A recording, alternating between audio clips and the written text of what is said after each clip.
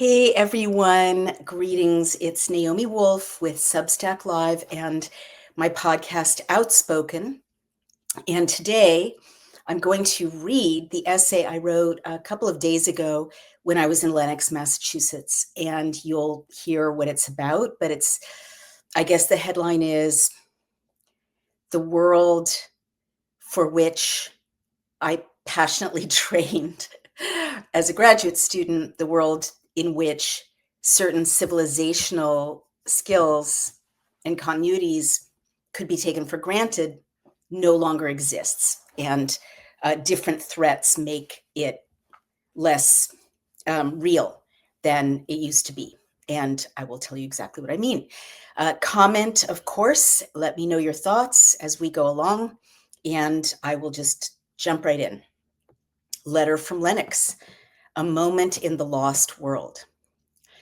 There is a gracious wooden porch through the double French doors to my left. It faces a corridor of tall old evergreens. Their dark brown bark is ragged. Beyond their solemn company stretches a slope of velvety green lawn.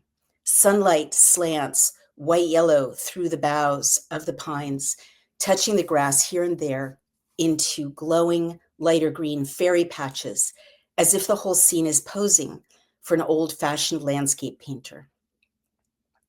The porch is several feet wider across than are the porches that are built today, and I know why. This inn, now called the Constance, was originally built in 1825 as the Williams Tavern.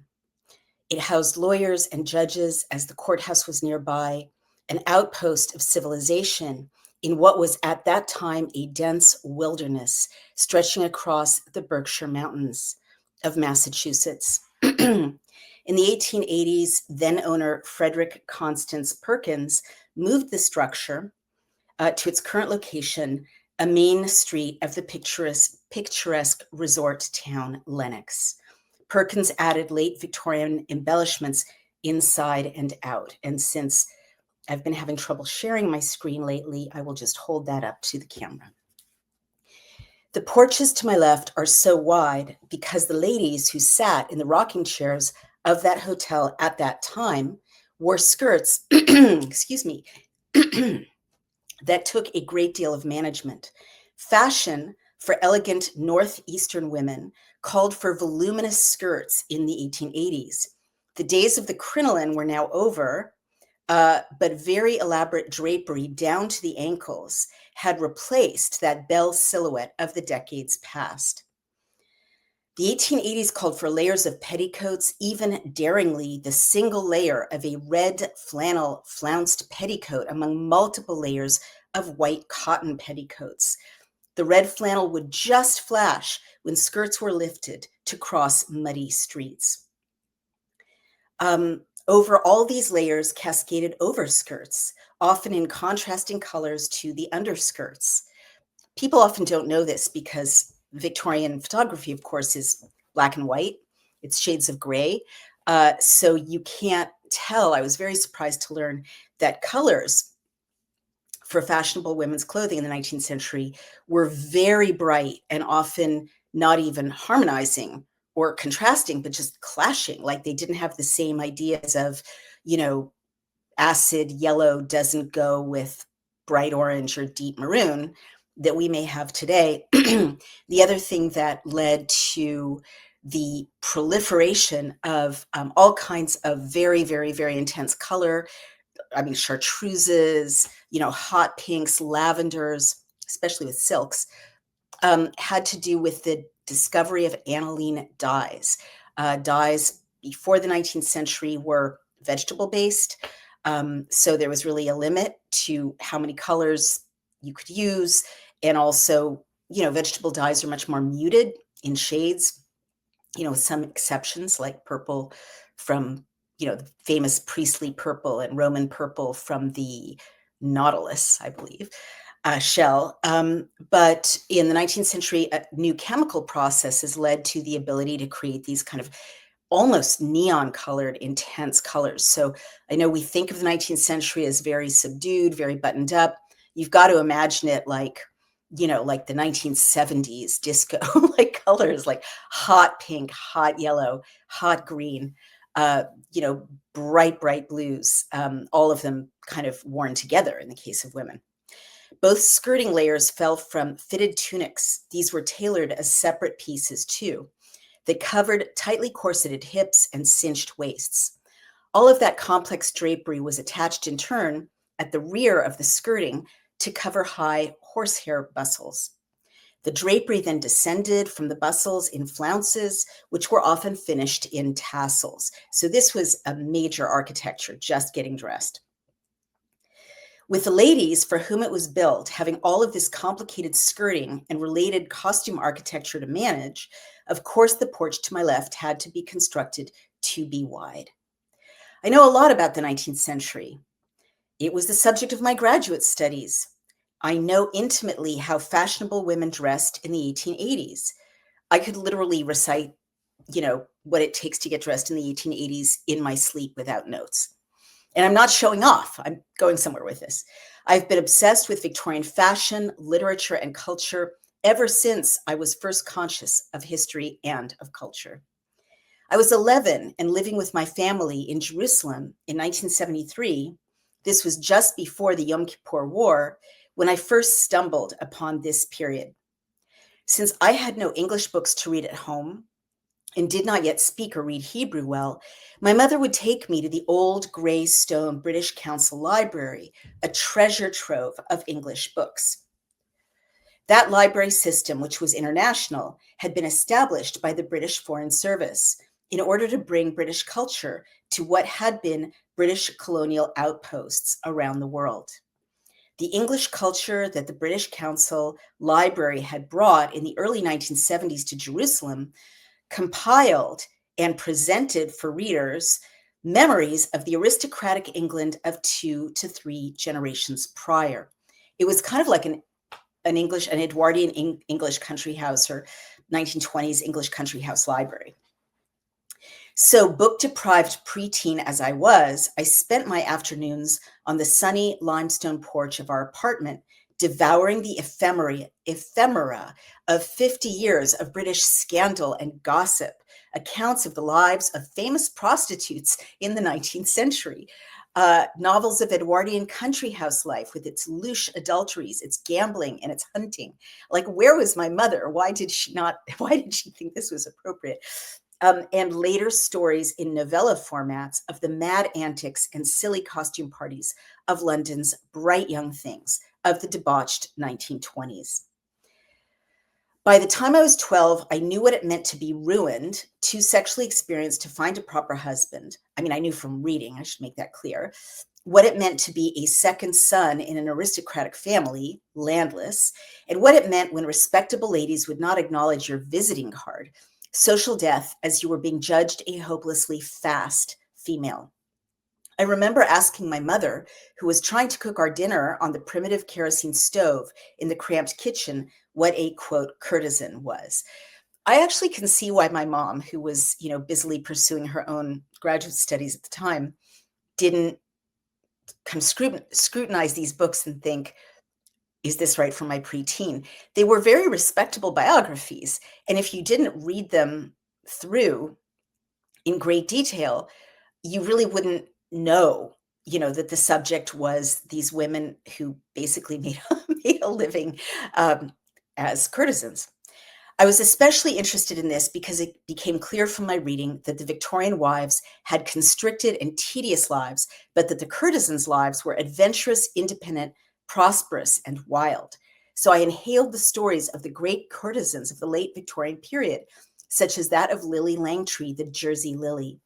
Langtry was the first professional beauty. She was also the first mass advertising icon, an actress as well. She was mistress of the Prince of Wales, later King Edward VII, and she was Oscar Wilde's friend and confidant. He called her the new Helen, and these are the great beauties of this period. And there's Lily Langtry, the Jersey Lily. Catherine Walters, called endearingly to me Skittles, was another famous Victorian courtesan memorialized by the British Council Library. Did they really understand what books they had? Skittles had been a widely admired equestrian and style icon, and reputedly had had many political leaders as lovers, or as we would say today, clients. And here is Skittles. Her her figure when she rode on horseback through Hyde Park was much admired, as you can imagine. Look at that tiny waist. Cora Pearl, for her part, had been an English girl who set out for Paris to set herself up as a legendary courtesan. This goal may sound off to modern ears, but in the 19th century, well-paying jobs for single women were almost completely non-existent. High-end prostitution was one of the only ways that single women could acquire both independent lives and money of their own. So the temptation into the world of prostitution was as imaginable then to daring or reckless or immoral, depending on one's outlook, young women at that time, as would be setting out to try one's luck in Hollywood, tempted with the prospect of opening an OnlyFans account to young women today. And here is Cora Pearl, who I honestly think is one of the most beautiful young women I've ever seen. Hey everyone, it's Naomi Wolf of Outspoken and Daily Clout, and I want to tell you about gold. Every major financial collapse has been preceded by the same 7 warning signs: before the Great Depression, before the 1970s stagflation, before the crash of 2008, and now all 7 are flashing red again for the first time in over 15 years. American Alternative Assets just released a free report called the Bellwether Signal. It breaks down each of these signals and shows you how to protect your retirement before the next wave hits. In times of uncertainty, gold has always been the ultimate safe haven. It held strong in 2008. It surged during the inflation crisis of the 70s, and it remains one of the few assets not tied to political manipulation or central bank policy. Find out why central banks are buying gold and precious metals in record amounts and how you can too. Call 855-803-GOLD or visit cloutgold.com. That's cloutgold.com to get your free copy of the Bellwether Signal. That's 855-803-GOLD or cloutgold.com. Learn the signs, protect your savings, make your move while you still can. Look at that. Look at that expression. She's having none of it. Whatever it is, she's having none of it. The life of a scandalous Victorian woman that impressed me most was that of Jenny Jerome. She was not a courtesan. Rather, she was the daughter of a wealthy stockbroker, the king of Wall Street, quote unquote. As, quote, new money, this fortune was considered too vulgar to allow Jenny to marry into the American elite. So, like many young ladies similarly situated, Jenny Jerome was brought by her mother to London to seek an advantageous match among cash-poor British aristocrats. In the final years of the 19th century, many old English aristocratic families needed fresh infusions of capital to finance their opulent homes and lifestyles. Quote, new money heiresses, disdained by the matchmakers for the New York and Boston old families, needed husbands. The fascinating marketplace that these sets of requirements created for the impoverished sons of old English and European families and the daughters of American robber barons and heiresses to steal and meatpacking fortunes provided material for novelists ranging from Henry James to Edith Wharton. Jenny Jerome was a grand success in her new milieu. She, like Langtry, became a lover of the Prince of Wales, among other reputed suitors. She eventually married Randolph Churchill, the scion of the great family who were owners of the magnificent Blenheim Palace. And she became the mother of the future Prime Minister Winston Churchill. The scandals of her life did not end with her marriage. Called Lady Randy, she was reputed to have had an insatiable sexual appetite and eventually to have had 200 lovers.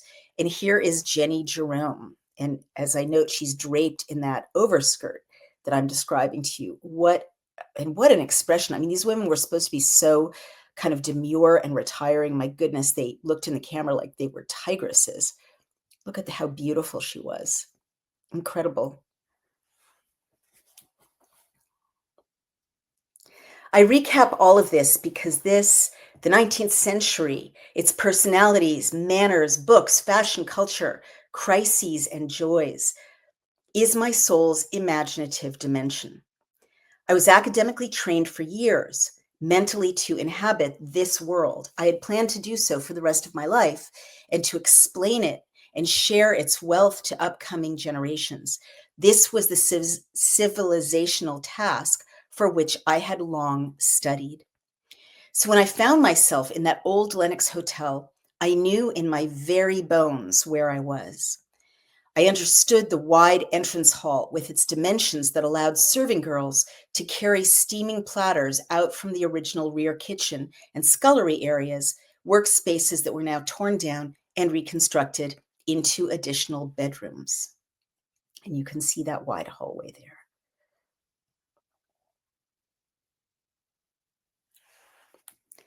I understood that the spacious parking area had once held stables. I knew that the transoms above the doors and at the tops of the high windows, with their smaller panes separated from one another within the larger, dark wooden frames by beautiful diamond-shaped patterning, were necessary to allow cross breezes into stuffy rooms before air conditioning had been invented. And there you can see the transoms and that cross section of breezy living room. I understood the octagonal windowed bay in one corner of the gracious sitting room because it had originally been designed as a setting for women and girls to sew or for guests of both sexes to read or play cards while seated at a round table, as it would have had to be illuminated by a single oil lamp at a time before radio or television and before there was abundant lighting after sundown. And I just find this completely fascinating how technology dictates the way we live in our homes. This octagonal kind of I guess there would be a turret outside, uh, but this rounded corner of one of the sitting rooms had been designed that way because there weren't, abundant overhead lights. There wasn't any electrical illumination when in the mid 19th century. In the 1880s and 1890s, things began to be electrified, but even at this time, you would have had oil lamps, and so many Victorian tables, 19th century tables, are small round tables for this very reason, that in the evening there would be one oil lamp, and rather than wasting the oil by scattering lamps throughout the house, people would come sit around the one oil lamp at the round table and bring their sewing or bring their book, or someone would read aloud from a book. I just find that completely fascinating. It was actually a big part of my doctoral thesis because, I mean, I don't want to go into a rabbit hole, but my thesis was about censorship in the 19th century, and you can imagine there didn't used to be censorship law in Britain or in America for the most part, but in the 19th century you began to have a situation in which men, heads of households, paterfamiliases, dads, would, especially in the middle and upper middle classes, would sit in the evening reading to wives, daughters, and servants. And so the racy, even classics, right, or Marquis de Sade or whatever, the adults only reading that men used to do by themselves because their wives were not literate, right? Now they had to read novels, for instance, or travel books or other forms of nonfiction biographies to a mixed group, including quote unquote innocent wives and daughters and servants for whom they're supposed to be morally responsible. So you couldn't have the same. You had to have censorship. The texts, even Shakespeare, had to be Baudelarized. At least this was the rationale, that you didn't want your wife or daughter to be, inflamed or to get shocking ideas from hearing what it was perfectly okay for you as a man, especially as an aristocratic man, to hear, discuss, read in your club or in your library or in your study. which I just think that's so interesting, that people sitting together in a new way led to the shaping of books and the censorship of books. And my thesis was about, actually specifically about Walt Whitman, and how Walt Whitman, it was literally illegal to sell Leaves of Grass in Britain. And literally secret books. I love my thesis. It's so good. I'm sorry I miss this field, obviously, but literally unexpurgated copies of Leaves of Grass smuggled from America used to be handed kind of under the table or illicitly at great risk. I mean, you could lose your career, you could go to jail. Um, to other readers, but especially this became a way for gay men. The word gay wasn't in use in the same way at that time, but homosexual men, to signal to each other that that's what they were. And it was okay to make friends or go further than that. They were part of a subculture. Leaves of Grass changed hands in this way. So interesting. And there's even false tip-ins. The booksellers would put fake kind of copyright and printing information in the frontispieces of the title pages so that they would not get in trouble um, for distributing it. It's so interesting. Nonetheless, people got in trouble. I mean, people really don't know the history of censorship in Britain. Maybe it's better known now that my book is out. My book has had, quite a journey. As you know, it was targeted for censorship. It was pulped and then reprinted, allegedly over a, I would say, debated interpretation of a term. But um, but it's very interesting that I think one reason my book was targeted is that it puts the 19th century in a totally different light and shows that the British state was totally capable and willing to lock up booksellers. Booksellers up and down Britain were being locked up for up to 3 months at a time for selling indecent material, quote unquote. Could be the classics, it could be Catullus, right? The Latin poet, or people who committed sodomy, wrote about sodomy, wrote poems about sodomy, which is the term in use at the time instead of homosexuality or gay, sex, which terms came much later. They were going to prison, and they risked. This is debated, but I stand by it, with the two foremost scholars of 19th century law around sodomy and literature around sodomy. They agree with me. In the early 19th century, the British state was executing men for sodomy, not the Victorian period that started in 1837, but the early 19th century. I was attacked for this. I was smeared. I was canceled. It is true. Maybe the history books don't want to acknowledge it, but it is true. And in fact, there was actually a ceremony a few years back in which the British military essentially apologized for imprisoning and sentencing so seriously men in the Navy, I believe, who were convicted of sodomy. So I was right. I can add it to the things I was right about. But moving right along, I want to just acknowledge what someone said here before I pick up again, which was something like, "I'm sorry."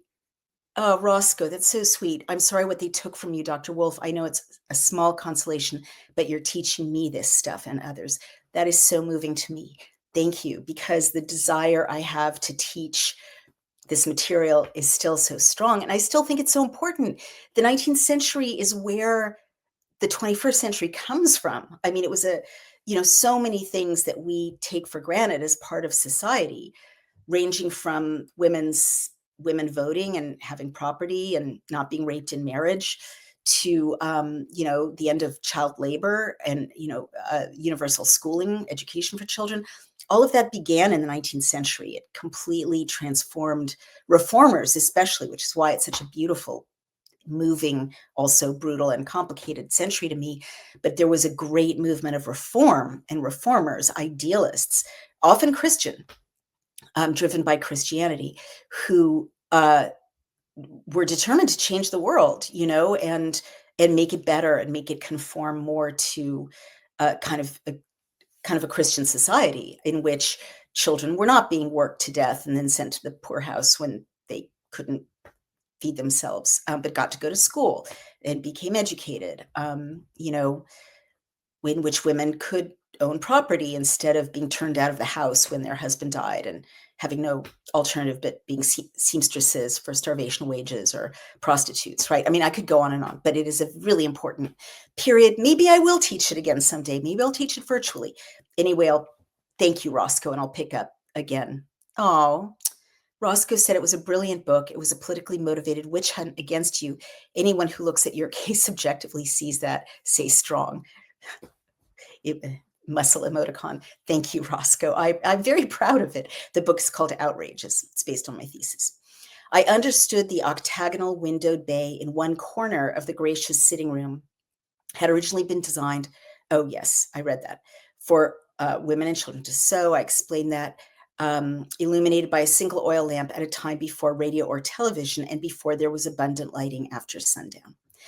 I knew that there were no original closets in my high, sage-walled bedroom that faced the village green, because people in the 19th century usually kept their clothing in freestanding wardrobes or on hooks. The built-in closet, like the one behind me, is a later innovation, believe it or not. Lenox had been a destination for elegant, very wealthy women and men who sought its high mountain breezes in the summer to escape the sweltering heat and the stench of sewage, tanneries, and manure of Boston and New York. The wealthy upper classes had then built what they called, quote, cottages, end quote, massive mansions, all designed to outdo one another in, quote, rustic elegance, along the main avenues. It was here that novelist Edith Wharton summered, quote unquote. I mean, people really used to say, even in my college years, that the descendants of those families still said, where do you summer as a verb? I'd never heard that before. Believe me, we were not summering anywhere in my family. She summered as a restless young woman trapped in an unhappy marriage to a high-born, mentally unbalanced society husband. And it was here that she expended her extraordinary creative energies on her architectural masterpiece, the massive white Italianate cottage built on a wooden hillside known as the Mount. And here is the Mount and the young Edith Wharton. There's the Mount right there, amazing structure. And there's the young Edith Wharton before she became a famous novelist. I had thrilled to find myself in this environment to which I resonated so deeply. I had fallen happily the night before into the heavy oak four-poster bed. But I understood sadly by late morning as I sat in the living room, leafing through one of the 19th century novels that cleverly lined the bookcases, that the dream I had long harbored was no longer possible. The civilization in which thinking about this era for the rest of my life was an honorable choice no longer existed. The civilizational continuity and confluence that such a life represented was gone. The signs of the destruction of that world, even though lovely structures from it still survived, were everywhere. I had spent the evening before in the harsh new reality that succeeded that elegant world. I had traveled to this part of Massachusetts to appear on a panel with distinguished health freedom warriors. Mary Holland, CEO of the children's health activism organization, Children's Health Defense, which had been founded by RFK Jr., Dr. Adam Urato, a highly rated maternal and fetal medicine doctor from nearby Framingham, Massachusetts, and fertility expert Deborah Sheldon, vice president of the Maha Institute. This historic panel shared devastating facts and evidence that should be shaking the world and dominating global headlines. Mary Holland revealed a collapse in populations and related it to various factors, including toxins in the agriculture environment and in our air. Dr. Urato demonstrated that many pregnant women these days are on an average of 4 prescription medications, and that many cannot wean themselves from their prescribed SSRIs, antidepressant, anti-anxiety medications. He showed graphic images of the corpses of fetal mammals whose growth had been visibly stunted in utero from exposure to SSRIs. His slides also displayed visible damage to neural dendrites caused by SSRI activity in mammalian brains. Dr. Urato noted that the long-term effects of SSRIs taken in pregnancy cannot yet be known. Deborah Sheldon, the VP of the Maha Institute, revealed details of the damage to women's mental and physical well-being, and especially to their cycles, caused by chemical contraception. And I, of course, shared my standard talk summarizing the 360-degree attack on human reproduction, and especially on the bodies of pregnant women and of babies in utero, that my team of 3,500 doctors and scientists under the leadership of my colleague Amy Kelly uncovered in the Pfizer papers. It was stunning to me as I listened to the vitally important and undeniably documented set of presentations by my highly credentialed fellow panelists that this potentially world-altering event was taking place in a tiny town in the peach-walled upper room of the Lenox Community Center, and was convened by a small grassroots citizens group, the Berkshire County Resiliency Collaborative, and was being filmed by a single videographer, as opposed to having been presented at a packed event convened by ACOG, the American College of Obstetricians and Gynecologists, thronged by reporters from all the major media. But that emergency and that struggle for proportionate attention to global horrors is the real world now. Other fractures in the lovely imaginary world made themselves visible to me as I looked out at the elegant pines and the slanting sunlight. I realized as I clicked through the history of the inn on the internet that the very building in which I found myself was not what it appeared to be. It was not, in fact, a cozy ancient inn decorated with the antiques of many generations of family ownership. Rather, this too was now an illusion. This 2022 article from the local website Rural Intelligence explained exactly what had actually happened to the building where I sat. The property that had formerly been renamed the Rookwood Inn had gotten scooped up with other historic properties in the area by a pandemic-era conglomerate. Quote, "If the pandemic was good for anything," italics mine, "it must have created a moment in time conducive to buying and selling high-end lodgings. No less than 8 inns have changed hands in Lenox in the past 2 years. 3 of the properties were acquired by 388 Ventures, a New York-based company who partnered with Lifehouse, a hotel software brand and management company. Under Lifehouse's direction, the Rookwood Inn has become the Constance, the Church Street Inn is now the Whitlock, and the Birchwood Inn morphed into the Dewey, all officially opened this spring, period," end quote. I have written about this property grab before in my book, The Bodies of Others. The pandemic, of course, forced tourism to a standstill. Governor Andrew Cuomo forbade big weddings, which had been the bread and butter of the historic inn industry. So in our area, in the Hudson Valley, as well as in the nearby Berkshire Mountains, historic inns and bed and breakfasts had been desperate. Many could no longer survive in private hands with no income at all to offset running costs and maintenance. Thus, dozens were forced into fire sale acquisitions by conglomerates that had formed for just this purpose. You get it? What happened? It's so evil. Conglomerates exactly like the VC company 388 Ventures, which is partnered with, quote, Lifehouse, which for its part is, of course, big tech, which was, as I showed in my book, one of the main drivers of the pandemic narrative, and which industry had wanted to get into new sectors such as healthcare, data, and such as hospitality. And there is the living room in which I was sitting. So I was not sitting in a dream, though it looked like a dream. I was kind of sitting in a nightmare. Lastly, I thought of the young Edith Wharton, how she had looked out over these very streets and sat in interiors exactly like this one as a young woman, and had found the life laid out for her to be so repressive, so limited, that she had escaped it. She had divorced her husband eventually and had fled to Europe and had settled permanently in France by 1910, and had spent the rest of her life living in freedom as a bohemian among bohemians and writing a new world into being. I thought of the decades and decades, indeed, the 135 years of struggle for women's rights that Wharton's life foreshadowed and that her work in turn had helped to launch.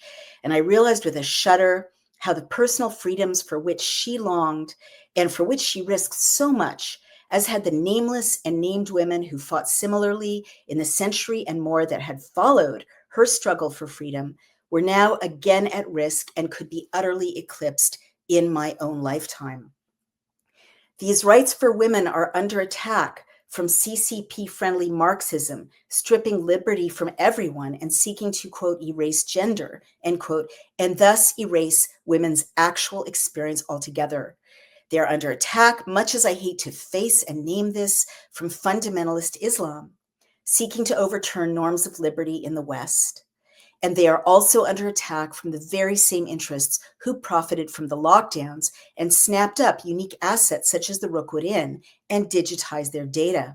They're under attack from the same people who designed the mRNA injection to destroy what was most precious about women themselves.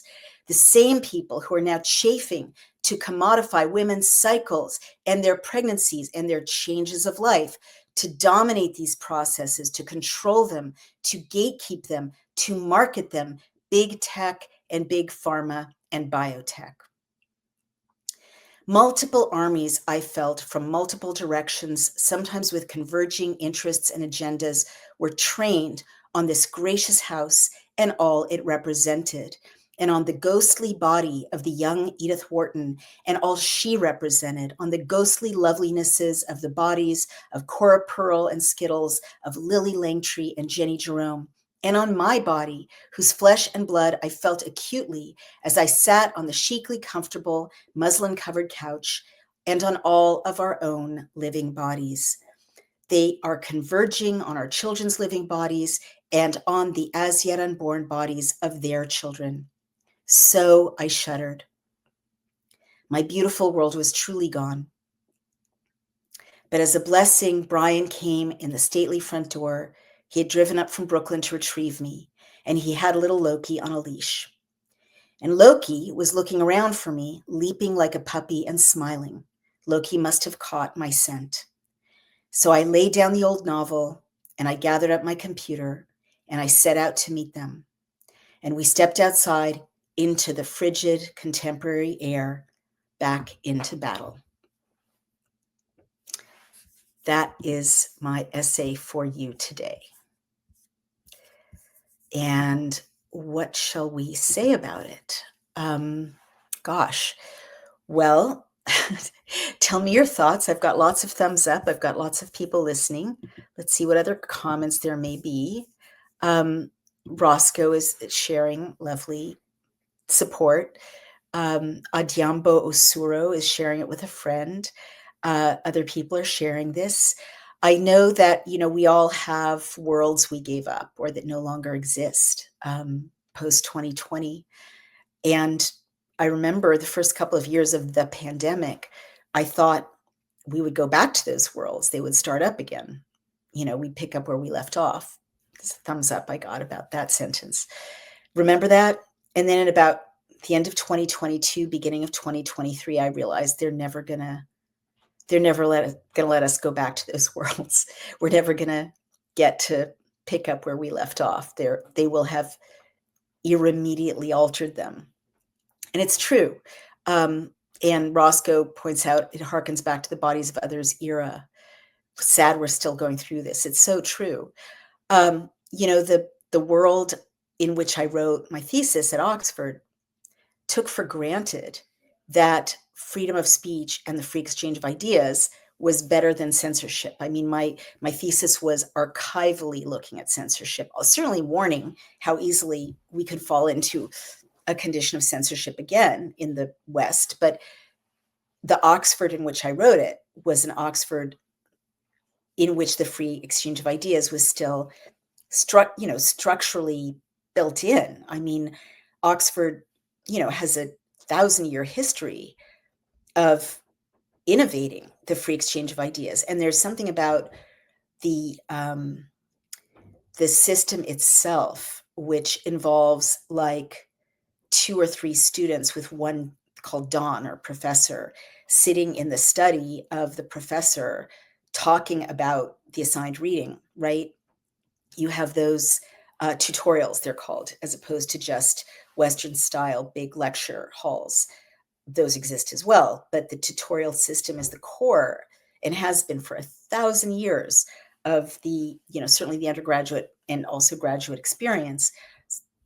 And that involves the free exchange of ideas, right? It's an incredibly powerful, intimate, pure way to study a text. Well, the Oxford Union was formed in the 19th century in order to prepare young Oxford students, men, of course, to go into Parliament and to get used to debating across the aisle, or across parties, or debating multiple sides of a subject. And if you go back, there's a wonderful database called Hansard, which it still exists. You can look at it. I think it's free. And it's a private company, but it has all of the debates in Parliament transcribed going back centuries. And it's just beautiful to see this British tradition. I mean, yes, these men in Parliament were, all educated similarly at Rugby or Eton or Winchester public schools, meaning private schools, for aristocratic young men. And they were educated similarly at Oxford and Cambridge. But there's a lot that's beautiful about that. That's not all like evil, that we should tear down in the name of some Marxist egalitarianism, because among the things that they were taught was this, to have to debate a subject from multiple sides. Yes, you could argue they were still debating among aristocratic men who were white, in Parliament. But it is, if you look at the fundamentalism that's engulfing the world and the idiocy of, extremist MAGA, for instance, Hey everyone, it's Naomi Wolf. I want to talk about microplastics. Microplastics are infiltrating every aspect of our lives. Some studies estimate that we now consume a credit card's worth of plastic every day through our food, water, and even in the air that we breathe. One study found plastic particles in 100% of human living samples. Nobody is safe from exposure, and it gets worse. These particles don't just sit inertly in your body. They cross the gut lining and leach into your blood, and they disrupt everything. They alter the gut bacteria, suppress immune response, and raise the risk of neurodegenerative diseases, metabolic disorders, and even cancer. Some plastic toxins, such as BPH and phthalates, mimic hormones, interfering with fertility and even damaging DNA. Even if you eat clean and avoid processed foods, you can't opt out. But your gut can help you fight back. Kimchi 1 from Brightcore Nutrition is a potent ally in this toxic world. Created with over 900 probiotic strains unique to kimchi, it's proven to break down BPA, helping you detox from the inside out. It doesn't just support digestion. It protects cells, your brain, your hormones, and your future. Your body was never designed to handle plastic, but your gut can protect you if you give it the right tools. Get 25% off this incredible product by using the code WOLF at mybrightcore.com/wolf, or even better, call my friends at Brightcore and get 50% off plus free shipping. That's 888-575-4996. You've got to protect yourself. Thank you. Extremist left-wing Marxists, that ability to be trained to hold multiple ideas in mind at the same time and consider their merits against each other and their weaknesses against each other is incredibly precious. And the world doesn't look good when you have Islamic fundamentalism saying my way or the highway, or MAGA saying, Christians only, my way or the highway, or leftists saying, Marxists only, my way or the highway, right? It's not good. It's not good for anyone. That was a beautiful, beautiful, beautiful ideal. And it allowed Britain to lead the world. Yes, it was an evil colonial power that oppressed people all over the world. I'm sorry, I don't mean to say it like that doesn't matter. Duly noted, everything wanted to be an evil colonial power. No one didn't want to be an evil colonial power like that. that was the nature of history. Everyone was trying to grab land and resources. That being said, Britain also led the world for many centuries as a beacon of freedom, relative freedom, and rights of citizens, representation compared with the rest of the world, and also in cultural production. Shakespeare, Milton, Jane Austen, the Brontes, Orwell. I mean, I could go on and on. T.H. Lawrence. Um, there's no end to it. And Americans who are talented were drawn to Britain like I was. I trust I'm a talented writer. I didn't want to not go to Britain for my education. That was how I got in touch with and connected myself to this lineage of 1,000 years of a conversation about civilization. Well, we thought that would last forever.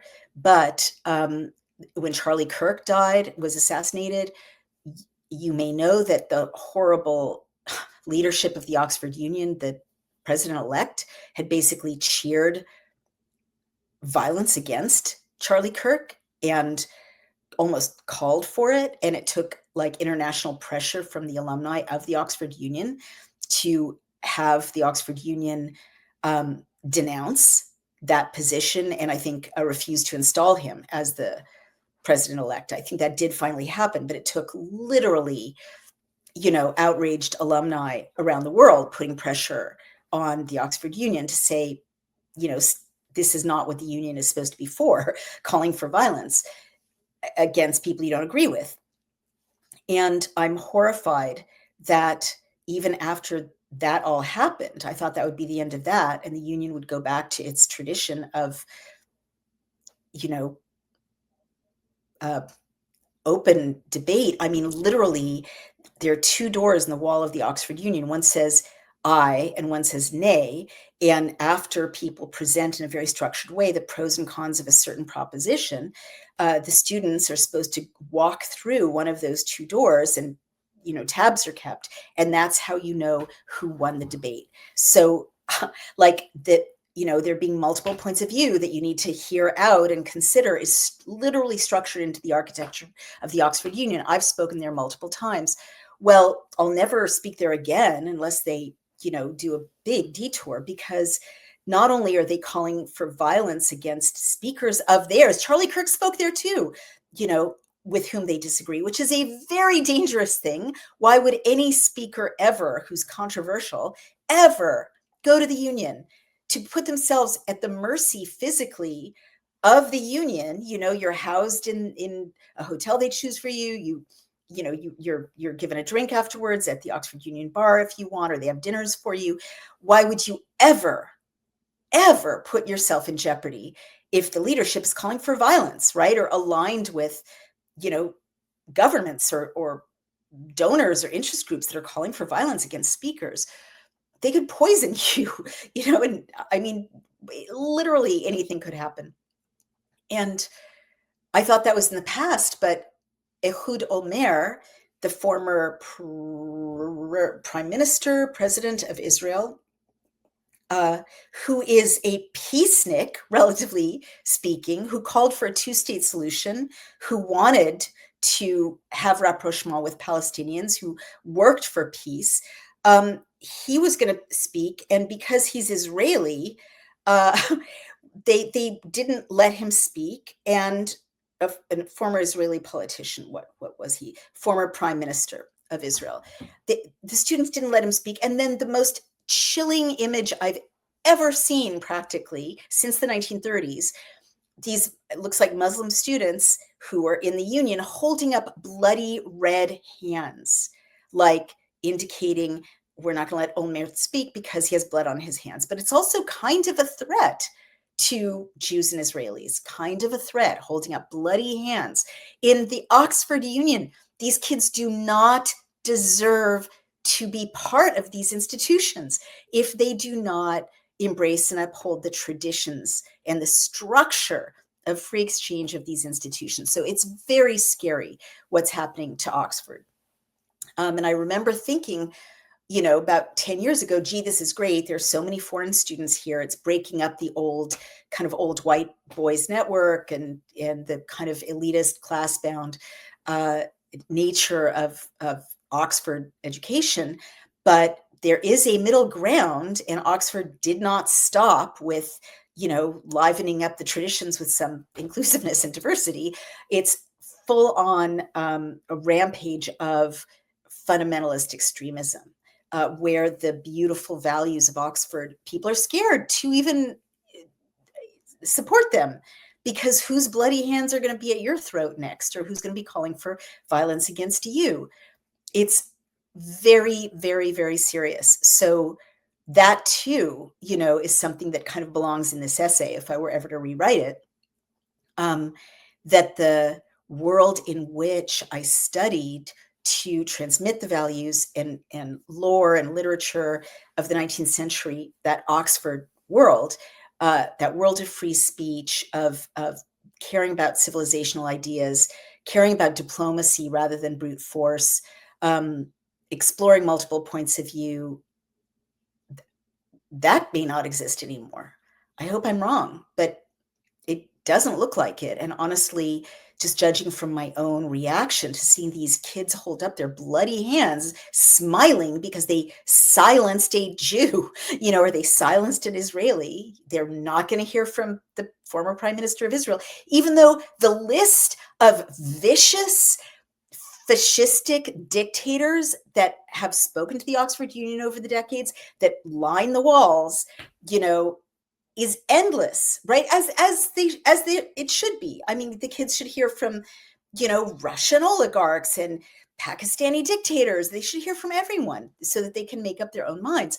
But literally dozens of vicious, psychopathic, sadistic tyrants have spoken at the Oxford Union. And Ehud Olmert, former prime minister of Israel, who tried to support policies that respected two-state solution, bring about peace in the Middle East, they're excited to have silenced him. All right, that's my rant for today. Interesting.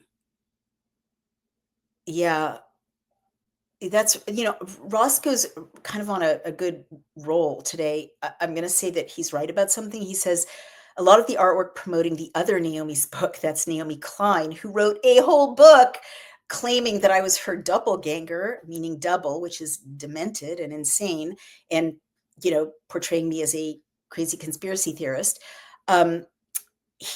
Roscoe noticed something very perceptive. There was a lot of coverage of that book, a lot of promotion of her book while I was being censored in the legacy media and even in the New York Times. And it was very violent and creepy. And they would do creepy things like merging our faces, like photographs of our faces together, as if I'm not an individual with my own biography and existence separate from hers.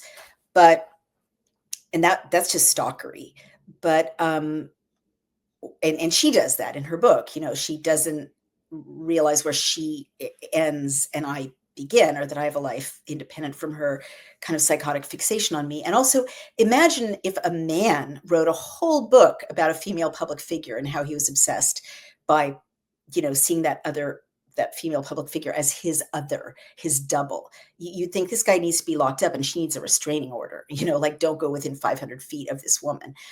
Anyway, Roscoe's noticing something very true, which was that there was actually violent imagery. There was an image that was very scary to me.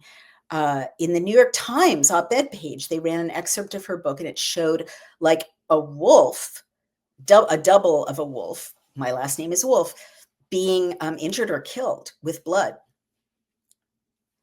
I mean, it showed that someone, and my first husband was an op-ed editor for the New York Times. I know the process, any process, of commissioning artwork like that. It doesn't just show up on the page. The editor has to call up an artist or a graphic designer, describe what they're looking for, describe the general direction, take a look at, 2 or 3 mock-ups that the artist comes up with, choose one. So an editor at the New York Times would have said, we need a bloody wolf. We need an image of a bloody wolf, a wolf that's injured, a wolf that's dying, a wolf that's suffering. very overt symbolism, not, ambiguous. And again, communication of a threat, I think. So they can, F off, pardon my language. It doesn't make me back off. It makes me double down. Luckily, I'm married to my bodyguard, but it's disgusting and intimidating. And you're totally right, Roscoe, holding up bloody hands. I mean, think how the Jewish students in that room, how are they even going to speak? Why would they speak? That's one step from a lynch mob. So there's lots of conversation from Ed West and RCW about Israel and Gaza. I'm happy to have that conversation another time. We've come to the end of our time. I would just say, let's save it, but basically, I love a single standard.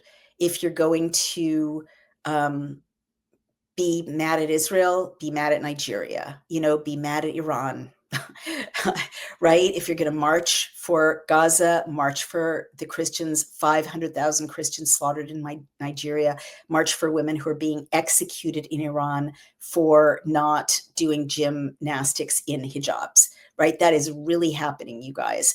March for the gay people who are arrested, imprisoned, executed in Muslim countries. March for the women in Afghanistan who are not even allowed to show their faces or go to school. I'm just so sick of the hypocrisy. A and B, it's bad what happened in Gaza. Everyone should obey human rights law. And I don't want to be cruel. And I have suffered to call for, people obeying human rights in Gaza and in Israel. But I do wonder, in this longer conversation, what did Gaza think would happen after October 7th? What is an appropriate response to October 7th? What would we do in America if terrorists came across our southern border and massacred, raped, kidnapped what would be proportionally tens of thousands of Americans? What would we do? I'll leave it at that. Everyone has the right to sovereignty and to defend themselves, including, I'm tired of saying we don't have the right to. We do too. We have the right to sovereignty. We have the right to a country. It should be one of two countries, living in peace, side by side, obeying international law. But that's my view. If other people have the right to sovereignty, so do we. And it should be peaceful. It should be according to the rule of law, but also don't fuck with, civilians on either side. Leave civilians alone on either side. I've always been consistent. And, I met my husband because I was getting death threats because I was saying both sides, leave civilians alone. Love you guys. I have to go. Support this podcast. We are actually in the top 100 rankings, many countries around the world, including Russia. So, Nigeria, Argentina, Canada, top 200, I believe. So please support us. We're really making headway. People like liberty. They like discussion, but I need your help. It's expensive to produce these. We have a team. So go ahead and subscribe on Outspoken as a paid subscriber. Subscribe to Daily Clout. Donate if you can't subscribe. Please, if you can, do that. And I want to go ahead and thank our sponsor, which is American Alternative Assets. So if you go to Daily Clout Gold, cloutgold.com, you will be able to get a free report about gold, and you'll be able to see why there are 7 warning signs blinking red about a potential collapse. You've got to diversify, you guys. So cloutgold.com, and our sponsor is American Alternative Assets, and I can't compliment them highly enough. They are a really respectable company that is as good as their word, and we stand by them, and we stand behind them, and we're proud to have them as our sponsors. Take care, everyone, and go check that out. American Alternative Assets, cloutgold.com. Take care. Bye-bye.